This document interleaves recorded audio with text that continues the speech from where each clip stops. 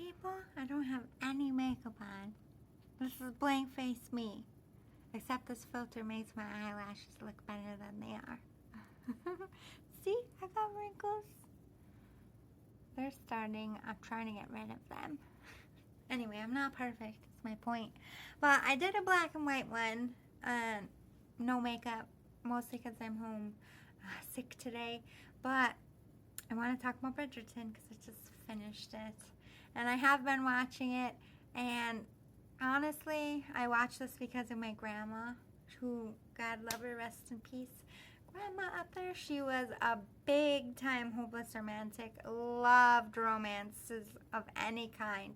Loved the Hallmark Channel, especially from October to January with all the Thanksgiving, Halloween, holiday love movies. She watched them all year round. Loved The Notebook, any kind of like really well-known love story. She would just watch them over and over and over again. She read my grandpa's love letters every day. You know, pretty much she had them by her chair. She was just a romantic.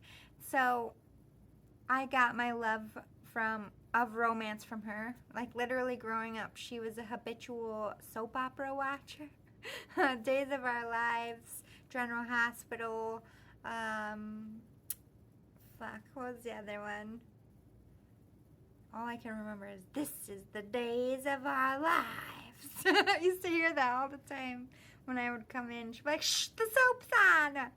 And my aunt too, when I babysat her kids, I used to have to, with the VHS tapes, I used to have to record, like literally hit record at the right times, stop it for the commercials. You know, we didn't have cool technology when I was a kid. I was the technology. I had to literally be inside to press buttons for my aunt's soap while she was at work.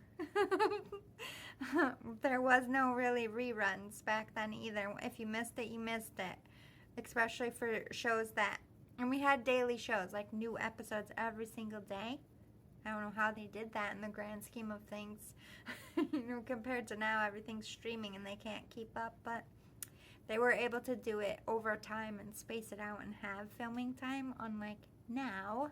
It's all changed. Anyway, I liked the story of The Secret Writer, especially it has a lot of women empowerment in this time. It's all fictional. It's not true at all to the time period.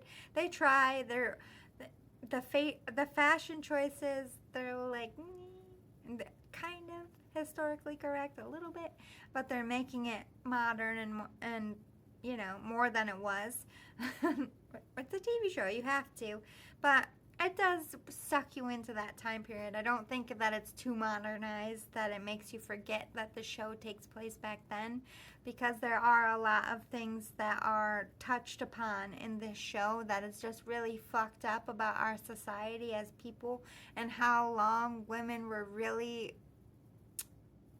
groomed to be arm candy, to their only purpose is to be a wife and mother. That was like so true for so much of our history. And you know, the only way for a woman to advance was to marry well, and the more poorer you were, the less options you had. And everybody had their status in society, and there really was no mingling. It wasn't really a great time to live. They didn't accept differences. If you were a servant and you worked in the home, you had to talk and act a certain way. You weren't allowed. Like these servants worked with these families every day for all of their lives, and they became family, but were never allowed to be treated like family because they're the help. You know what I mean? And just everybody had their pocket and had to stay in it, and there wasn't much room to wiggle. So I do love the element of the show that a character, especially a woman, very smart, very intelligent, wallflower. I was a wallflower myself, a late bloomer, so I do resonate with the main character. I do resonate with the story in that way. I was a writer myself. I would jot a lot of things in my journal about people. I feel like that's why this show is so popular with women. We all want a voice. We all like gossip. I don't like to participate in it, but it's still at the same time your ear goes out, doesn't it? It's just like you can't help but hear it. Whether you say it back or encourage it is another thing, but you do listen. It is a catchy thing, and like the show, and I don't want to ruin too much. Gossip does bring a community together, but it can tear people down. It can create divides as well. So I think the show has a lot of that, the pros and cons to being brutally honest in public. And it also shows, like today, everybody can hide behind a screen. Like the letters were hidden in this anonymous, I can be snarky without consequence. So I think that's beautiful that it's written to the show, because even though it's set back in the time, it's really relevant for today with people, how they act when there's no accountability attached to their name or their face or their actual community. They're like just spewing shit off on the computer to people in different countries, different towns. Like, I guess back then you could mail out angry letters to strangers if you really wanted to, but your bubble was small and everybody knew you and your name meant something, and you could really tarnish your reputation by being disgraceful in public. And although it has a lot of limiting factors, I think it did make us better people to each other. Whether you really like someone or not, you couldn't be outwardly rude in public, because then you're acting disgraceful and you're making your family look bad by being rude, by being malicious or evil or whatever. We were held to a higher standard moral-wise in that time, and I think that is touched a lot on the show. I do resonate with having a lot of brothers and sisters. I couldn't imagine what it would have been like for us back in the day. We probably would have been the Bridgertons. My family did build the town. My grandparents were very notorious. So, I do like the show. I do see pockets of my life having so many siblings, and, when you're in a small area and you're related to a lot, there's very limited choices, and like this person might have dated your cousin, or and there could be complications. Romance was always tricky for my family. Like, one of the first things we asked is their last name, and we checked to see if we were related before anything happened, first of all. We're not down with incest in my house.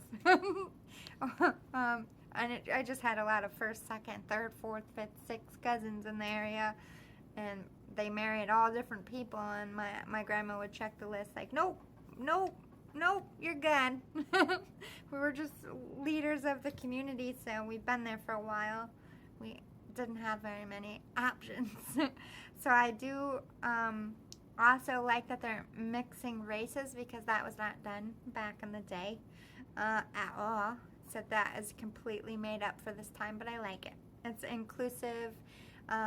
It's like they have all different nationalities, all different sizes. That's another beautiful thing about Bridgerton. I did not like that they got rid of another character, because I didn't want two medium builds. They just wanted to focus on one, which is bullshit, because you can have 26 skinny girls in the show. Why can't we only have one chubby girl? You know what I mean? They literally replaced another character because of looks and interfering with the other storyline of somebody who, like me, I'm a medium body build. I'm not super fat, I'm not skinny. You know what I mean? Like, I'm just there in the middle, and I feel like this season's character is that. They push her boobies up, with those dresses, how she just looks like she's all boob, by the way. I don't know if that was done on purpose, or it's just she's very tiny. She's only like 4, so maybe that just can't be helped. I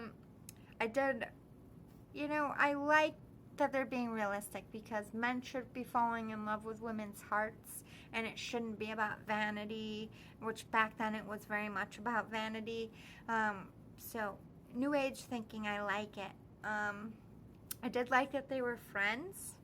That's a cool mix, because of all the other coupling so far. They're from different places, personalities, different stuff like that, but to have a friendship, and you're rooting for them all through this. Whether you watch the show, I think you've always been rooting for these two to come together. You always knew Penelope